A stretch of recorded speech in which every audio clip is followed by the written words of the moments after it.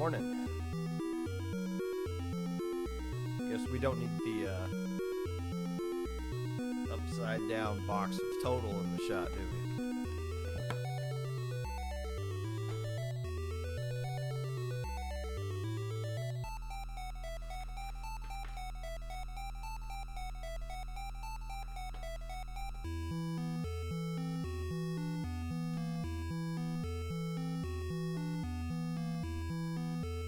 Morning, Brush.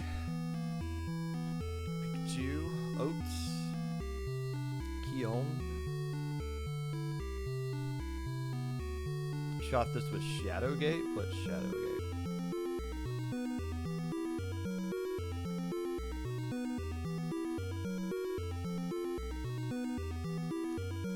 You ask people to play in the tournament with you.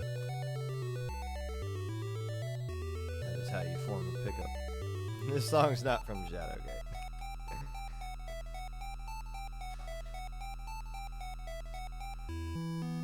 I don't know what Shadowgate is, but I can confirm this song is not from that.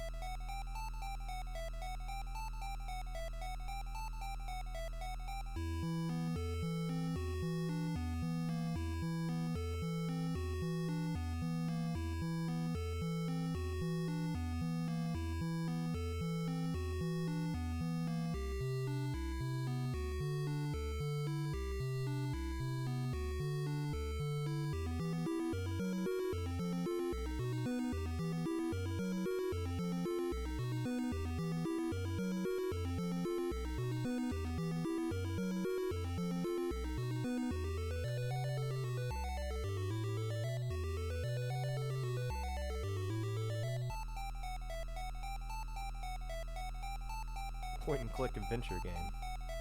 King's Quest. King's Quest 5.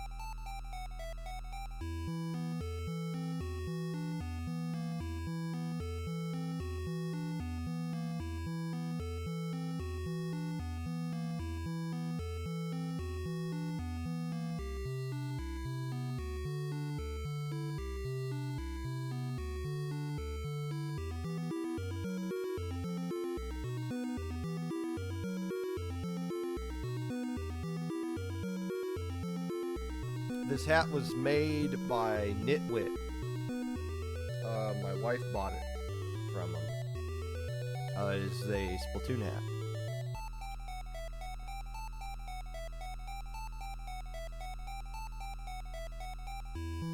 I don't know. It was in Splatoon 2. I don't know if it's in Splatoon 3 or not. It's just like called the Bobble hat or something like that. The official in-game name for it.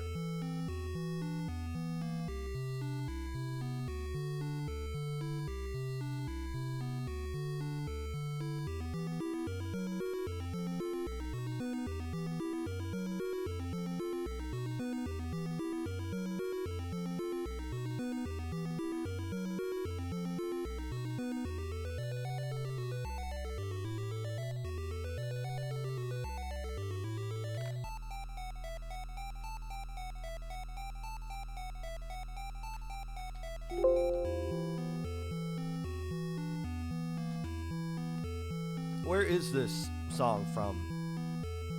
Anyways, for those who thought it was Shadowgate, it's not.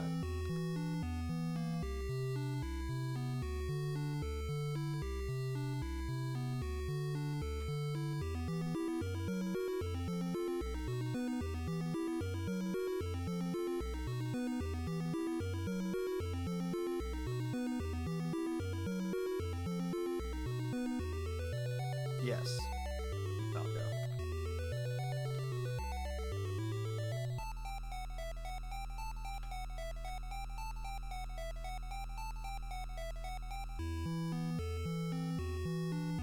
It is Kraid's lair.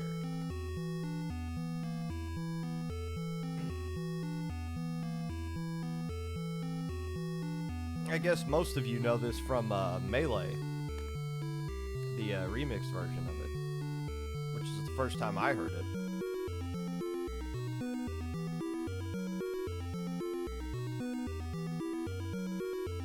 We didn't have the original Metroid growing up, and that would probably be an extremely unfun game to play before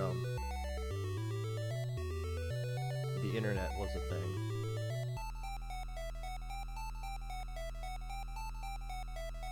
Which I know for most people in chat is a weird thing. Like, I couldn't just look up how to beat a video game. No, I remember A Link to the Past being on the phone with my friend, and we would go through the ice dungeon together, like just telling each other over the landline how we would go through the dungeon.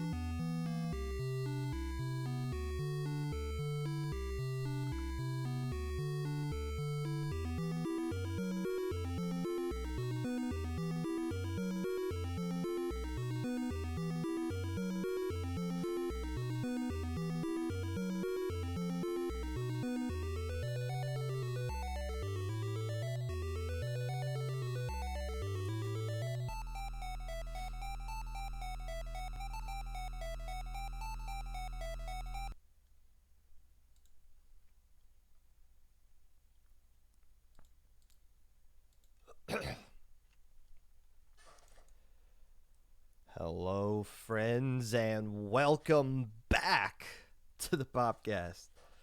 Whenever you're listening to this, whether it be live or a VOD, Twitch or YouTube, or Spotify, while you are recovering mentally from watching Smeeb's Party Wheel, scoring a touchdown out of a victory formation while being up 24 points in the final minute, hating on a player for beating Tetris for the first time ever, suggesting that they need to do something other than be the best player to ever play Tetris on planet Earth. Whatever it is that you're doing right now, I appreciate you taking the time out of your day to listen to this. Unless I don't. I debated not doing a Popcast today because my voice is probably not going to last the entire hour. It's just been one of those months where I don't know if PJ's just been sick, and constantly coughing and sneezing on me has taken a toll on the amount of snot that is building up in the back of my throat. But we're pushing through it. We're going to be little champions today, little warriors pushing through whatever is hindering us here. I also got some baby barf on somewhere on my shirt, so that might show up in the shot at some point.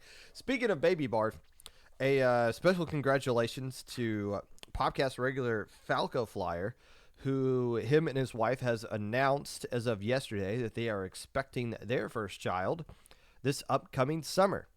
We were settling down PJ to sleep last night, and I was just looking through my phone, and I saw that tweet, and I go, oh, and I showed my wife. I was like, look at this. Falco and his wife are having a baby. That's so cool. It's so cool going like announcing that you're having a baby to everyone. It's it's scary going through the first trimester because so much can go wrong. But once you get through that, like the amount of stress of the pregnancy decreases tenfold, and then that's when you can announce to everyone that you're officially having the kid, and that's an exciting time. But it's also kind of like this, just holding on to this secret you want to share to everyone for a couple of months. And it's funny because Falco invited me to come hang out with him and some other people in the Splatoon community a couple of weekends ago, and I was just like, I can't. I'm stuck doing the dad thing this weekend. Uh, didn't realize that Falco was probably thinking like, bro, that's gonna be me in a couple of seasons. So there we go. More friends for PJ to have. It's been confirmed, as far as I know, there are at least 8 Splatoon babies that have been born since PJ was born back at the end of July. And all 8 of those babies, well, all 8 of those babies are babies to be coming down the pipe. They're all boys. And that is crazy to me. Like the odds of that are very slim. So it's made me kind of look up, like, is that normal? Well, normal. You pick 8 random people, yeah. But it's still just kind of a bizarre thing that everyone is having a boy. That is at least confirmed the gender of their baby publicly. That's just weird. It'd be cool to have a little girl, but them's the breaks. I'm not the one pushing the kid out, and I was there, and it was freaking crazy, dude. Not gonna lie. Regardless, let's this isn't a baby podcast. This is a human beings playing a video game podcast. So let's get on with it here. News of tournaments may be of interest to the casual listener of the podcast. Mode Cup is this Saturday, tower control only. Mode Cup Light was yesterday. That was just a light version, the single elimination. We'll talk about it a little bit more coming up. Actual normal Mode Cup taking place this Saturday with tower control. Also, Little Squid League number 36 is a tournament that's going to be taking place this upcoming Saturday. You know we're already going to be covering it here on the Popcast. I got my Little Squid League hat in the background there on the moose that's got a pop gun, so we'll be excited to talk about that next week. Make sure you guys sign up and play in Little Squid League. I don't think they've had a stream the past couple of Little Squid Leagues, so hopefully that is something they can get back up and we can watch the rising stars, the future of competitive Splatoon play in front of our own very eyes. And then I'll point out something like, I think it's kind of weird that they're using Splatbrella, but they're really good with it. And then that person will take that out of context, go on Twitter, and talk about me griping about their comp like I'm trying to regulate what people's comps are. No. Let everybody see it straight up. Hopefully there's a stream for that. Today we're going to be recapping Minnow Cup, which took place yesterday. It was Saturday. The first time we're going to be doing a deep dive into a Minnow Cup in a long time, and I'm going to explain some things that have kind of changed over the course of Minnow Cup since the last time we did a deep dive conversation about it. Fun time. So Minnow Cup last weekend, Little Squid League this weekend, and then Low Ink the weekend after that. If you're part of the low-level scene, this is a good month to be a part of it. So all that and more. But first,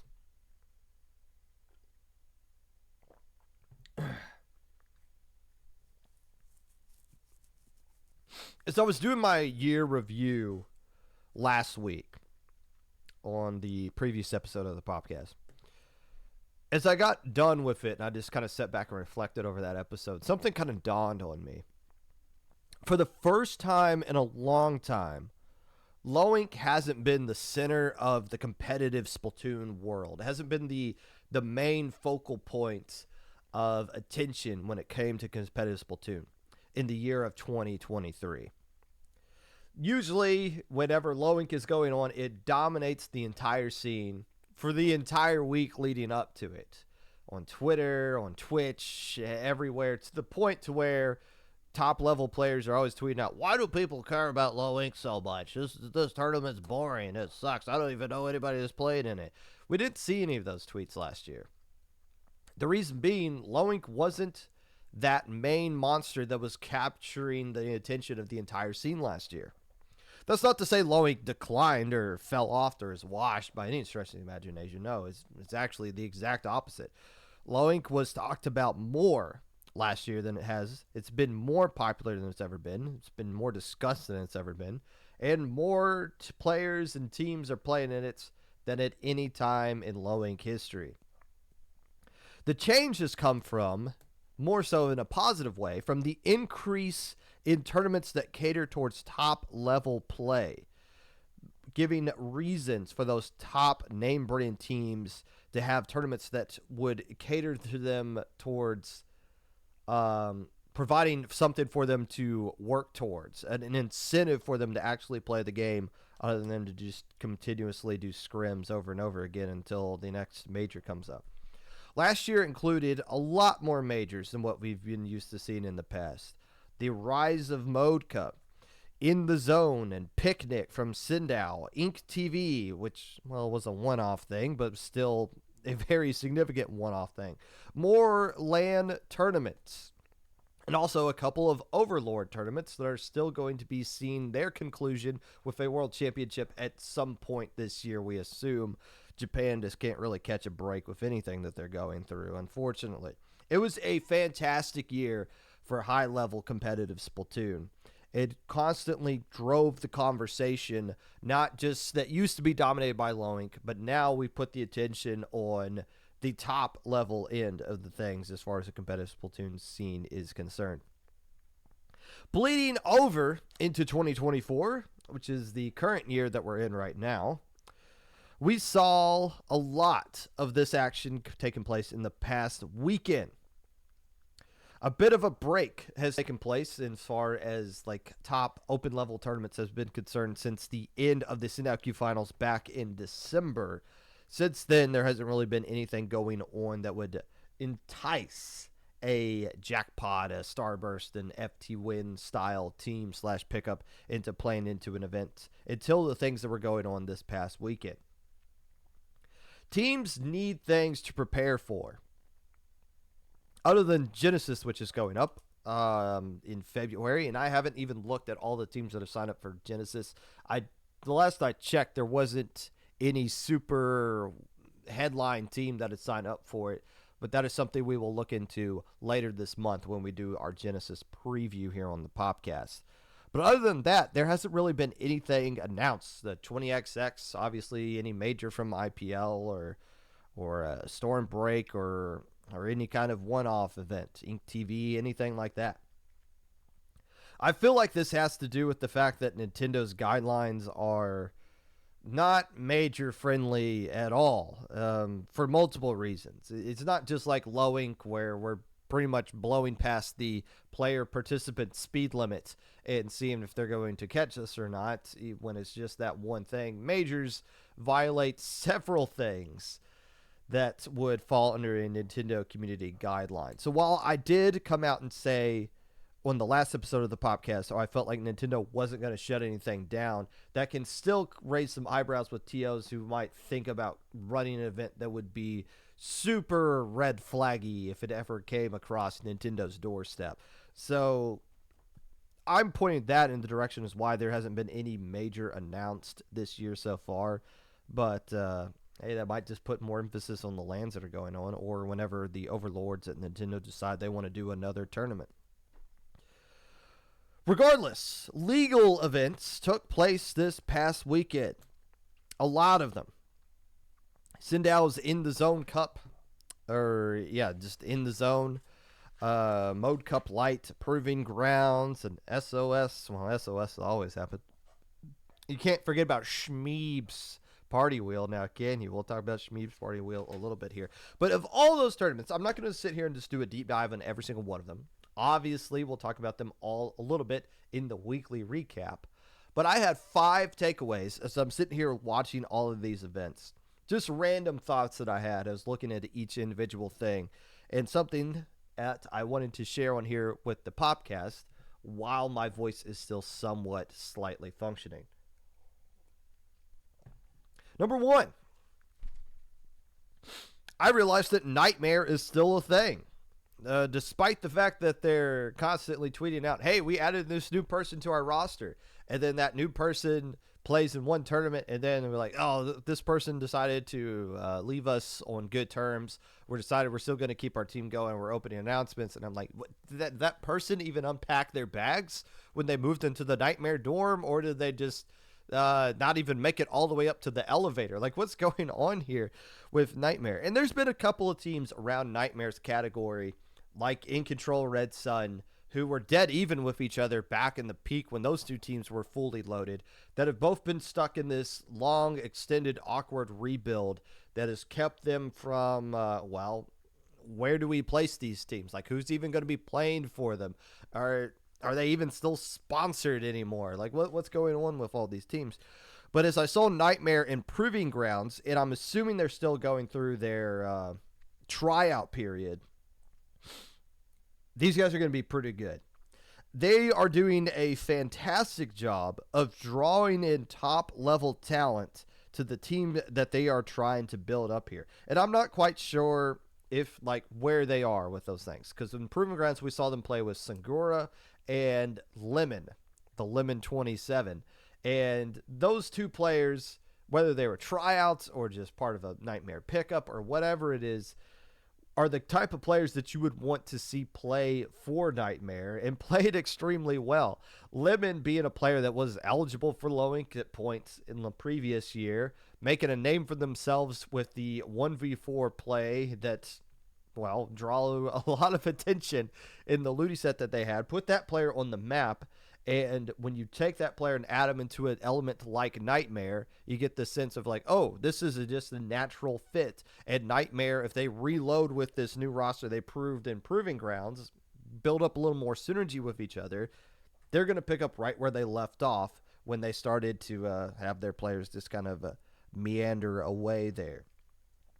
So keep an eye on Nightmare. Are they going to be as good as what they were in the past?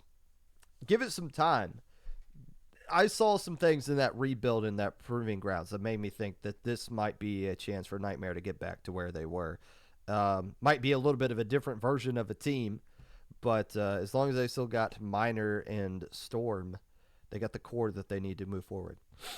Number 2, I feel really bad for Alliance Rogue. I feel like they've had the monkey paw curled on them ever since they beat Starburst in the Ink TV League. Being the first team ever in the West in Splatoon 3 to beat Starburst cursed them from that point on out, and they haven't really reached that same height. It's not fair to say that they've been on a downhill slide ever since then, but they've never reached that same peak again from when they beat Starburst back in April of last year. They've just been plagued with a bunch of bad breaks left and right. They keep getting to finals of certain tournaments only to get upset by players who are now using them as +1 results.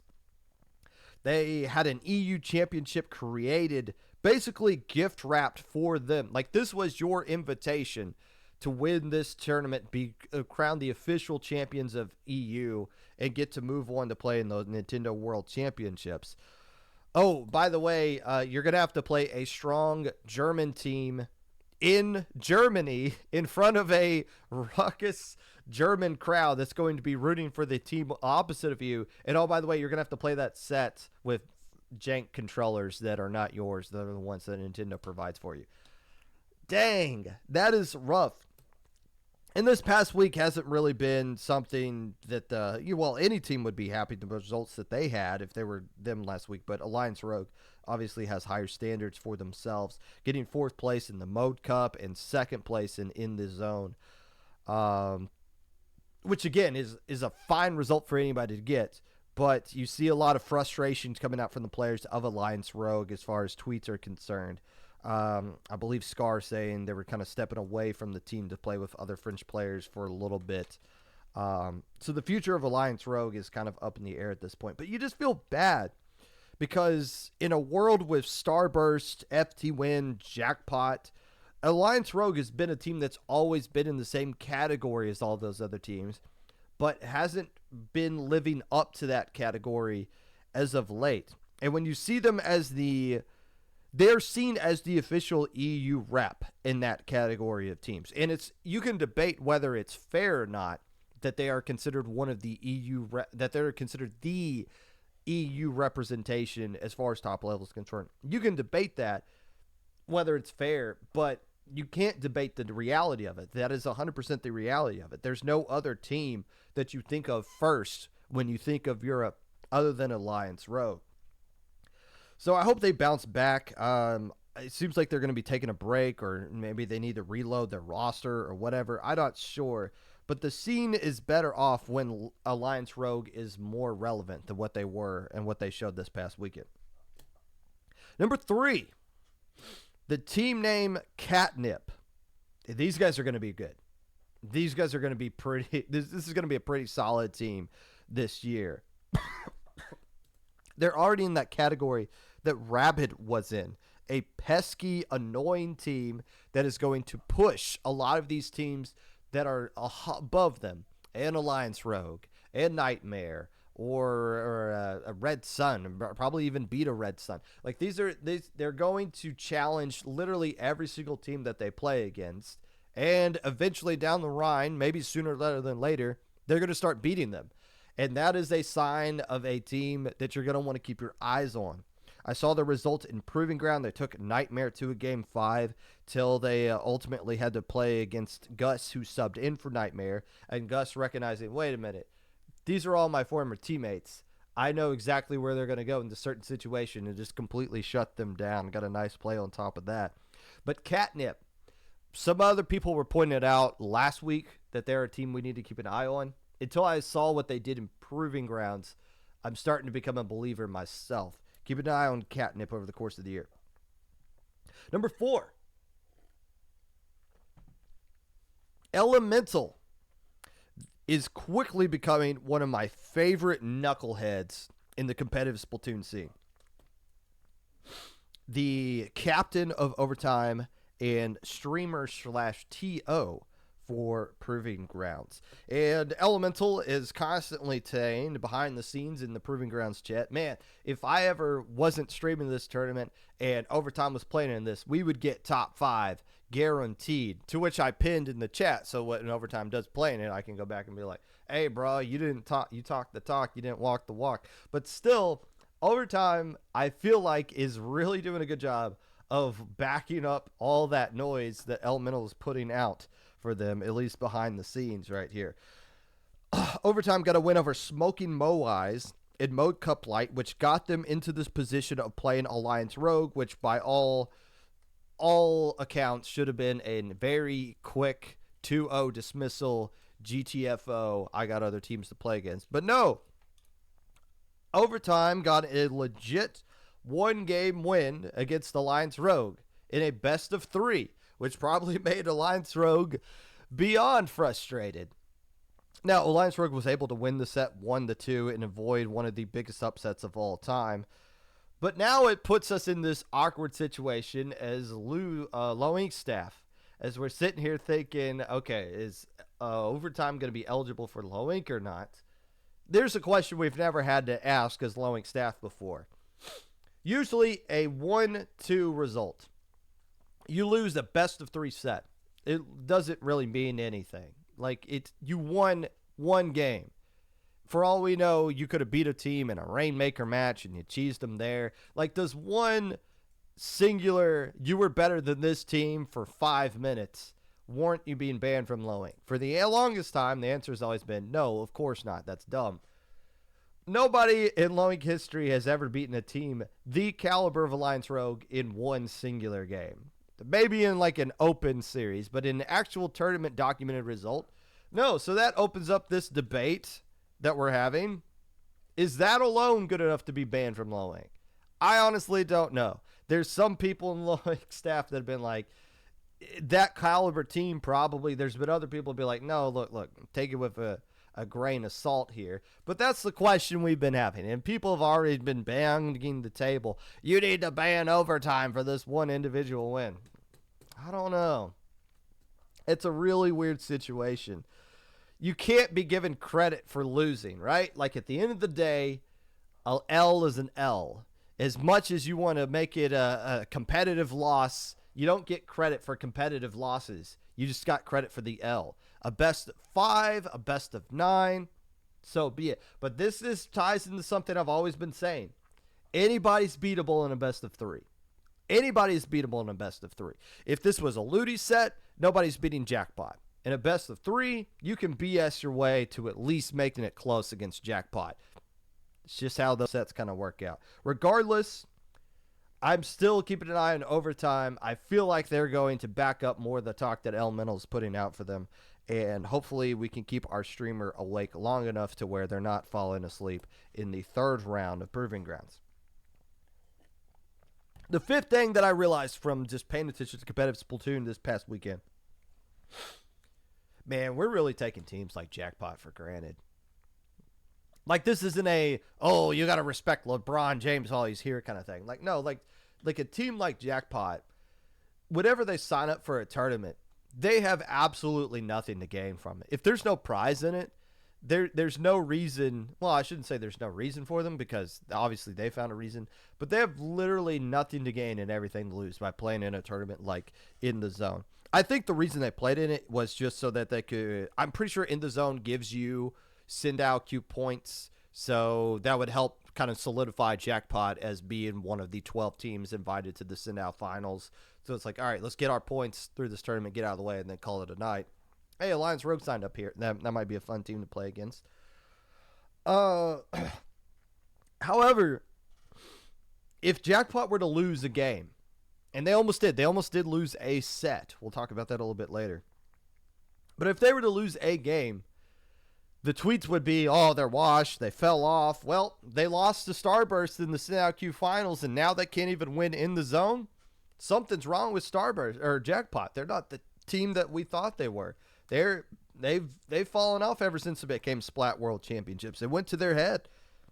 But now that's not the same kind of praise they get on the flip side. They win In the Zone, dropping only 5 games the entire tournament, and we don't really care. I don't care. I mean, because they're supposed to, right? It's like, okay, yeah, okay. If I open up the newspaper, Jackpot wins In the Zone. All right, cool. What's next? Like, they're there. But if they lose once, they could still win the tournament. But even just losing once, that is the front page headline. Jackpot wins tournament, overcoming loss earlier in the round. It is significant to point that out because here's something I've noticed. Other big name teams will dodge tournaments like In the Zone, or they'll play in it with a changed name or like a combination pickup of something else. And that's fine. I'm not like throwing shade at anybody. Again, there's no, it's not like everybody has to sign up and play in tournaments that don't have major prizes for them. But my point being, Jackpot doesn't do that. They don't call themselves like Pot Jack and be like, oh, you didn't beat us because we had one sub or one of our players had a stubbed toe that day, so you didn't really beat Jackpot. You beat Pot Jack or something. I'm like, no, Jackpot constantly puts their brand on the line with nothing to gain and everything to lose, and they still find ways to keep winning and clutching out game 5s when they get put in those awkward situations where they have to do game 5s. My point being is, don't take that for granted. We can't just look at that and be like, okay, Jackpot won. What's next? Like, we got to slow down and acknowledge that it should be worth something worth notable with that. I'm just saying, don't just dismiss it. Remember it, because there's going to be a time when Jackpot's not around, and we're going to get back to teams like Backpink winning tournaments, and you just look on the stream, and it's just the logo of Patrick Starr's back making a face talking to you. Could be worse. Don't take Jackpot for granted.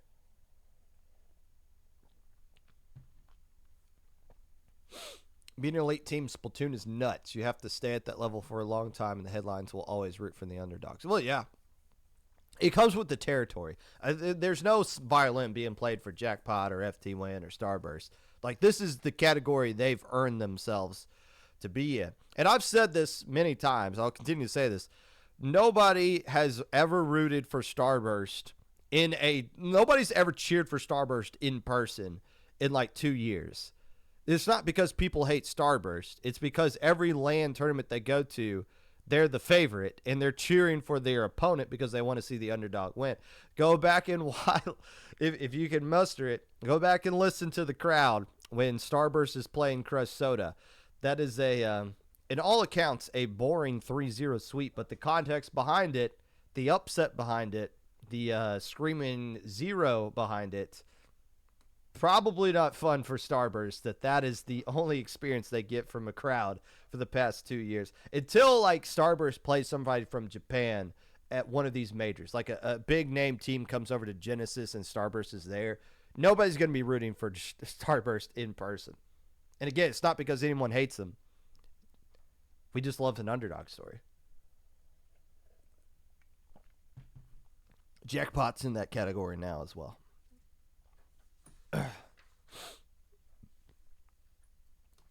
Golly.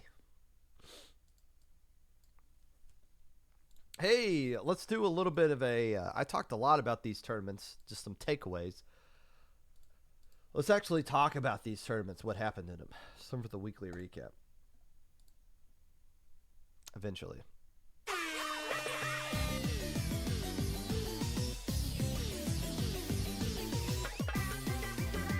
SOS.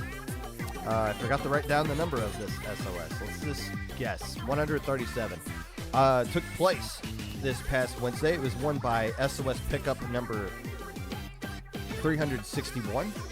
XOXO took second place. And Project RAT rounds out your top 3. The significant story of this SOS is that it was no longer on Battlefy. Instead, it was switched to Start.gg. The reason you go to Start.gg for this group stage format is because that website will automatically move you on to your next match when your group stage is done. Auto progression is what it's called.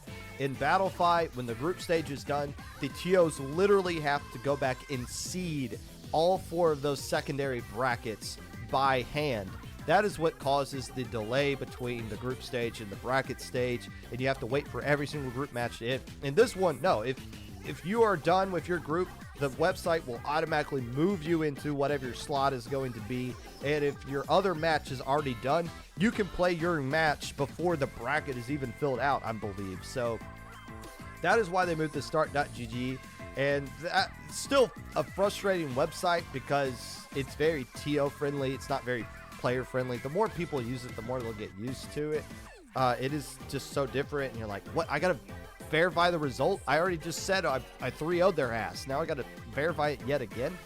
But that doesn't mean everyone needs to switch. If you're running a double elimination format, don't do it on Start.gg. Battlefy literally is perfect for double elimination. There's no reason to touch it there. But if you're doing a group into multiple bracket stage, yeah, Start.gg is perfect. That's why they made the switch over there. Hammerhead was won by Ford F-150. Mako bracket was won by Ominous. And Lantern bracket was won by Crescent 9. Proving Grounds number 27. Nightmare is your champion of this tournament. Zones equals good. Gets second place in Fennel Carrot Soup.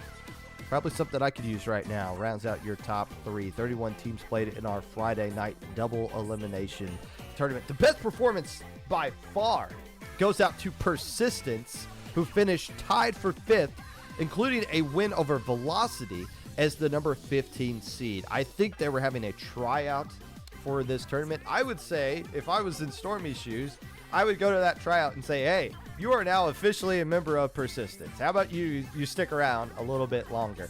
Man, I've dogged on that team because they were a rival of Destiny Troops back in 2021. They're still a thing right now. I hope they finally turn that corner. Because in all honesty, they deserve it. Unless they don't. In the Zone took place on Saturday. It was won by Jackpot, Alliance Rogue getting second place. And Dimitri Fall of Fall is the team that finished in third place. 31 teams played in the Sindout tournament on Saturday. Jackpot only dropping 5 games. 2 of those 5 went to a team called W's in the Shat. This is a team made up of Takimi, Medi, Snipes, and Robbie. That team did not make the top 3, but they came very close to knocking off Jackpot, which would have been what everybody on Twitter would have been talking about instead. Jackpot gets the win, so it's like, boring. Move on. What's next? What's next is Mode Cup Light, the Splat Zone single elimination tournament that was won by Flippa Floppa. Second place went for All of My Dogs. And third place went to Black Lotus, which is an actual team. Hey, I see a lot of people who bitched and moaned about the format for Proving Grounds back when we were a single elimination tournament. They were always like, why do we have single elimination? I'm never doing single elimination again. Who signed up for this tournament and didn't complain about it at all. It's the same exact format. Maybe it's Splat Zones only that you guys were actually ruined for. But hey, so be it here. The normal mode cup is going to take place on Tower Control this upcoming Saturday, which is the mode that everybody absolutely hates, but everyone will play in this one because there will be a prize. Proving once again that as long as there's money, people will play in a mode that they claim is absolute garbage. Shmeeb's Party Wheel was a 2-day event for some reason. It was won by Secret Elixir. Half-Life took second place, and Wild Blue rounds out your top 3. 27 teams played in this tournament that could have been done in an email. Instead, it took place over 2 days, the entire weekend, when it was just an absolutely silly little time for everybody that was playing in it. If you don't know what Shmeeb's Party Wheel is about, it is a tournament that has random game modifiers added to every single game to make it more interesting. And if you turn on a stream and you don't really know what's going on here, well, welcome to Shmeeb's Party Wheel. The third time that this tournament has gone on, by the way. The match that I saw in particular on Twitter was everybody using vanilla undercover Brella. Fun times. If any of you use this tournament as a result in the upcoming, whatever the next Ludi season is, or his credibility that used to be banned from low ink, you will be met with fire and fury from me, at least from me, maybe from a bunch of other people. But it's always a fun tournament. Hats off to Shmeeb for doing it 3 years in a row. The NFL, the Rams won a pointless game against the 49ers, 21-20. The Chiefs won a pointless game against the Chargers, 13-12. And the Steelers won a game that was pointless for the Ravens, 17-10, getting into the playoffs because the Jaguars couldn't win a game that was pointless for the Titans. Steelers make the playoffs. All 3 teams that we covered here, dude. And that was your weekly recap. Sponsored by Mickey Mouse, specifically the variant of Mickey Mouse that was on the Steamboat Willie cartoon. I feel like this is something we should be taking advantage of. I mean, we already got Nintendo's community guidelines hovering all over us. Why not poke the Disney bear as well? Somebody needs to make their next tournament the Mickey Mouse Steamboat Willie Cup. Do it. Bet you won't. I am at least going to make them a sponsor of this segment of the weekly recap.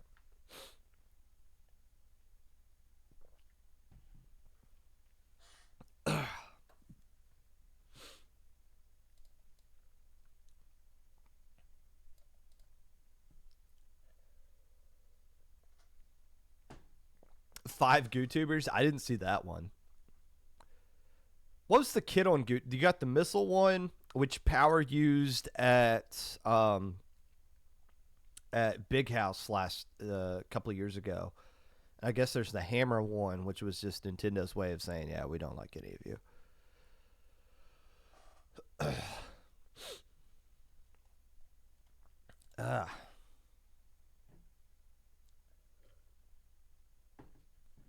One more segment, Throat. You got this.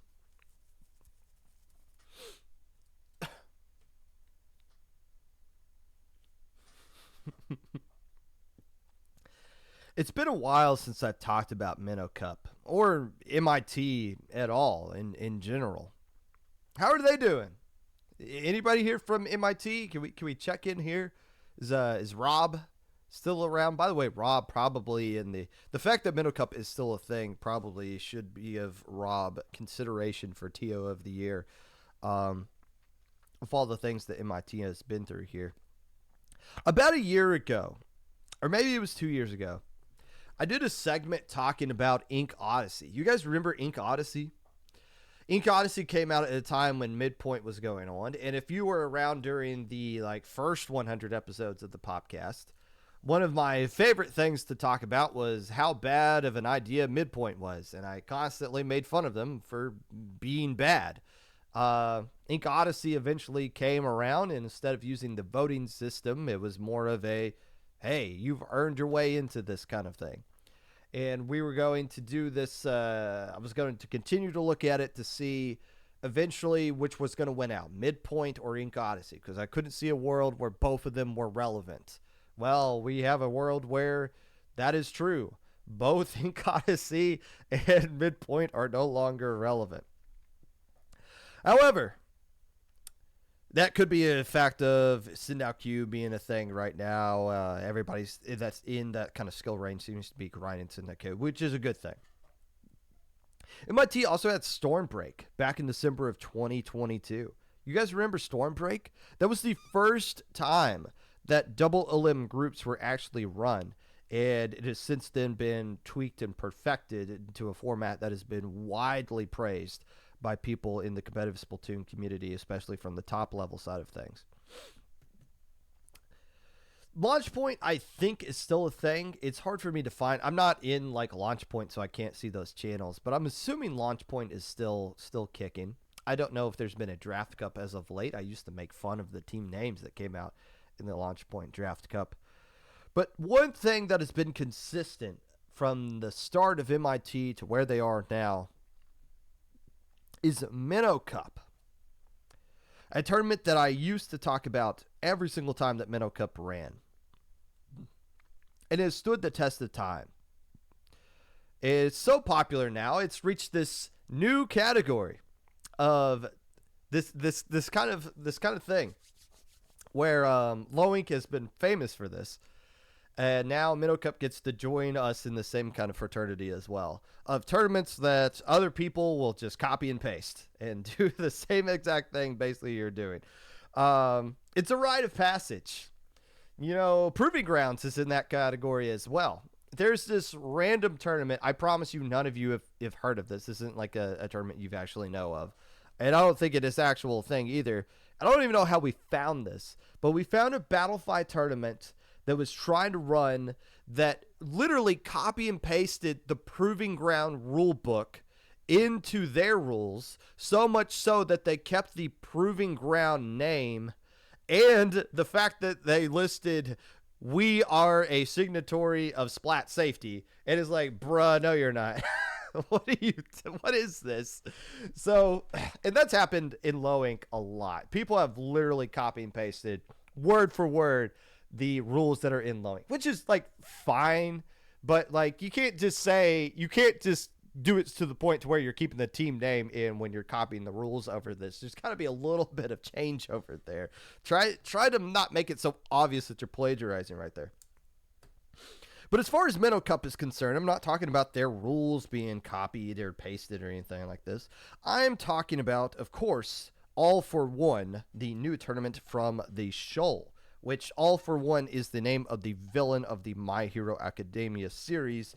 But I understand why they would call it that. You can't call it One for All because there's only going to be one winner. Not all the teams that sign up are going to be winners. Now we're playing an actual tournament here. So they got to go with the villain name. What makes this so weird is that it's running on Friday nights. And it just so happened to line up to where this past Friday and Saturday, both All for One and Minnow Cup running at the same time within 17 hours of each other, which All for One being a one-mode tournament just like Minnow Cup. Now, to be fair, All for One was Rainmaker this time around, and Minnow Cup was Splat Zones only, so it's not like they did the same exact mode. But it begs the question, though, is there really that much of a demand for a low-level single-mode tournament catered specifically at Div 5 and below that we need 2 of these same exact tournaments within 17 hours of each other. I'm not saying All for One needs to stop or anything like that. The players get to decide what tournaments stay in these keep running and what tournaments need to fade out into the night. And All for One has been met with great success coming out the gate, having 40 teams in the first time that they ran their tournament and 38 this past Friday. For a weeknight tournament, those kinds of numbers are pretty good. Those kinds of numbers are very good. So it has proven its worth, at least in the first couple editions, which sounds a lot like Minnow Cup when they first ran. They were getting those 40, 30-ish kinds of teams that were signing up for it. So All for One coming out the gate is at least noteworthy here. My question, though, is why? Why is this a thing? And there isn't a copyright on a format. It's not like, oh, well, this team's first. That means they get to decide everything and nobody else is allowed to do their thing right here. And I'm far from the guy to come on here and say what tournaments need to be broken up and what tournaments need to continue. Again, the players decide everything with their participation. But it kind of brings me back to what JPEG said 2 years ago when new tournaments pop up.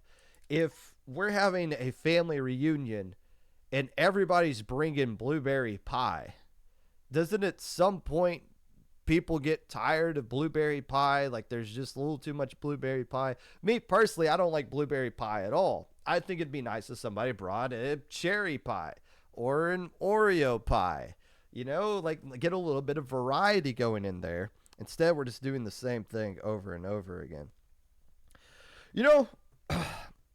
Again, players get to decide what tournaments run around. And I don't think it's fair for TOs to try to bully people out of their own tournaments. A tourney once ran at the same time as Proving Grounds. Didn't approach us and say, hey, we're going to run at the same exact time as you guys. Is that cool or anything like that? Just announced they were going to do it and ran right over us, which is fine. Again, we don't own a monopoly on Fridays. Proving Grounds, we made it bi-weekly on Fridays for a reason. We don't want to take up every single Friday. That's not what Proving Grounds or IPL wants to be about. We understand people kind of look at IPL as being a monopoly of things, but we also are conscious enough to realize, okay, let's not do things every single Saturday. Let's leave Saturdays open for other people. Let's not run over events that are already announced unless we feel like our event is different enough from it. We're in communication with Dapple Productions. Like, Proving Grounds and Squid Junction are not even on the same day, but there's been people who've gone to Squid Junction and said, you guys shouldn't be running the same week as Proving Grounds. And we are conscious of that. We try to dodge tournaments that aren't even at the same day as us, just out of respect for Dapple Productions. Sometimes it's just unavoidable. It's like, look, we have to run on this Friday right before you guys. It's that or like this is when our streamer's available or anything like that. So I completely understand that. But when a tournament ran over in Proving Grounds, instead of just like trying to bully them out of that spot, instead what we did was just make our tournament better. We just saw it as competition. It's like, all right, we're going to flex on you guys. We're going to get all the best commentators. We're going to draw in all the best teams that might be teams to be interested in your tournament. We're going to make our tournament so much better than yours that we are going to make you realize, oh, we don't want to mess with that. So we flexed. And ultimately, that tournament has moved away from us without saying anything in particular. And that's what these tournaments should be taking. If another tournament comes in and does something very similar to you, you can't just be upset about it. You got to make your tournament better. You got to use it as an opportunity to push yourself to get better. And if both All for One and Minnow Cup were to use this kind of clashiness to make both of their tournaments better, then the players, the teams, they win. Constantly finding new ways. How can we update our stream? How can we draw in the better commentators? How can we cater our format to make it faster to something that's more appealing? Like, all these things, when you have healthy competition, are going to push everybody to get better with that. I still question why some of these things exist, but it does tie back into what I'm saying with Minnow Cup here. The fact that they were that new tourney on the block before when they first came out, and the hard work and all of the reschedules they had to go through, and much like Little Squid League, they had their date set and they were going to run their tournament, and then Big Boy Major comes in and says, nope, we're going to take this. Can you guys cancel your event because all low levels should play in our tournament where they get 2-0'd?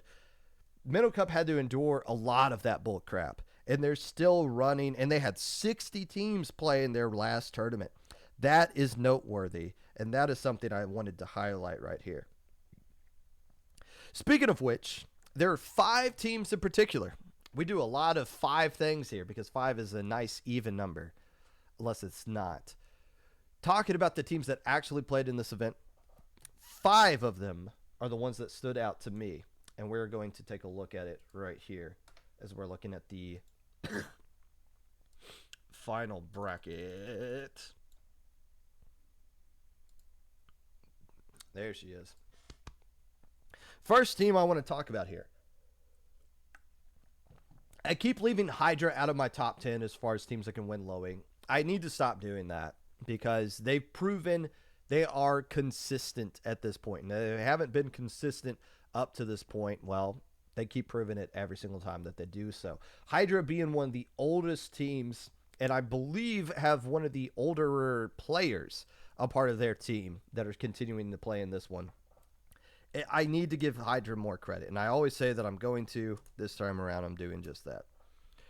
The other team I want to take a look at is the team that finished in second place. Ominous. And I don't have the throat to make that kind of voice. At what point is Ominous going to become legit team? Like, I know they destroyed a beta bracket, and they're finishing second place in this one. At what point are these players just going to be outright banned from Low Inc? Because I feel like they've been talking about it, or at least flirting with it, for about a year now. And now finally they're starting to turn the corner and get in second place in this tournament. I don't know. I just feel like Ominous has gotten to this point to where it's, can you guys finally get banned from Low Inc? It seems like they're right there. And this is a competitive top bracket of this Splat Zones only Minnow Cup that they were in right here. Ominous is right around the corner with that. The third team, Ink Black, the team that finished in 4th place of this tournament. Ink Black actually finished 2nd place in the Minnow Cup prior to this one, which was Clam Blitz. The team that they lost to is the other team I want to talk about here, Alliance Moon. Now, so Alliance Moon just seems to be the kryptonite to Ink Black. And yes, Ink Black, I've said it before, I will say it again, they will be the first college team to ever win Low Inc. It is going to happen. ITAP couldn't get it done. Sort of, kind of, UCST did, but actually didn't. Ink Black is going to be the first college team to actually pull it off. As long as they don't have to play Alliance Moon, because Alliance Moon just seems to keep beating them in these tournaments. Speaking of which, Alliance Moon beat Ink Black in the previous Minnow Cup of Clam Blitz. That was a grand final set that they played against each other. So Alliance Moon being another one of those teams, and I can't recall, I should look these things up, but I keep forgetting to do so. Alliance Moon didn't live up to the hype that they put on, that maybe I put on them because of their results in Low Inc, didn't they?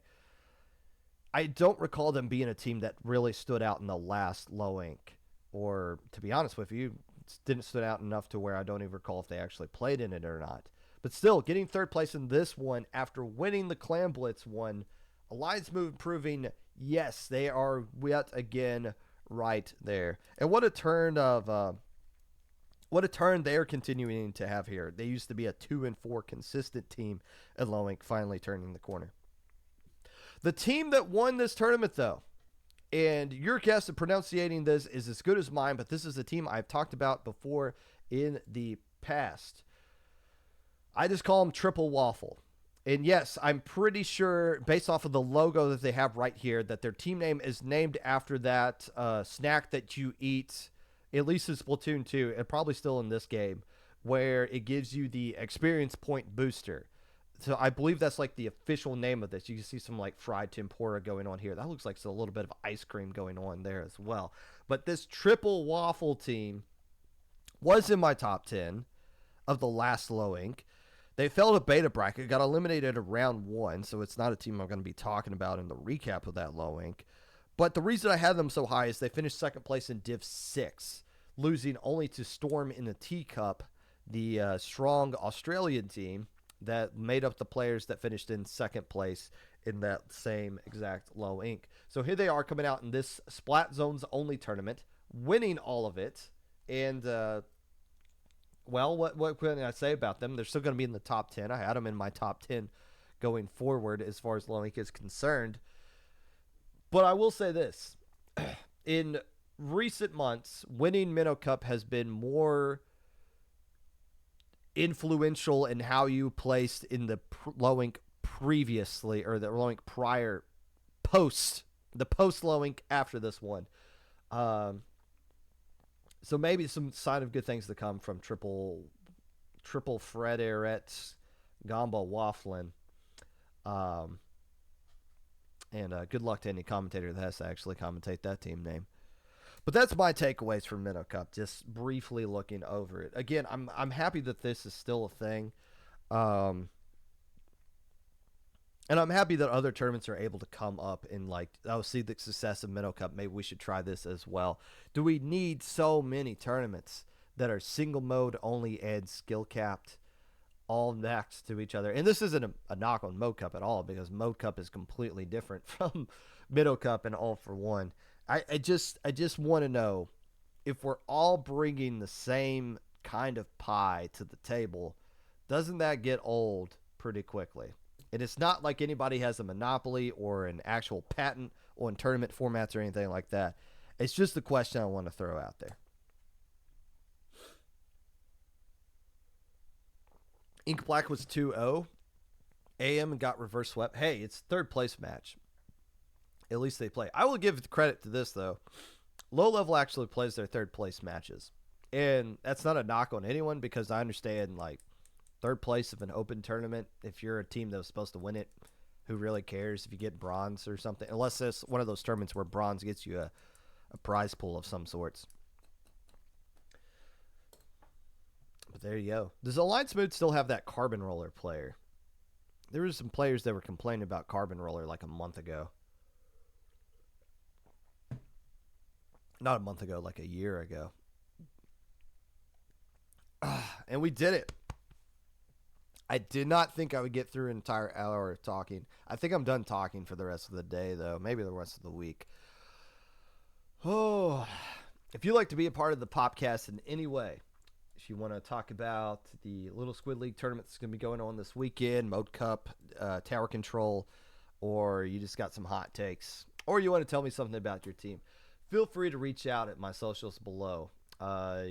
Twitter at Mr_Popgun, YouTube at 25 Popgun, Twitch at Popgun25, Anchor.fm/Popgun, and all that good stuff.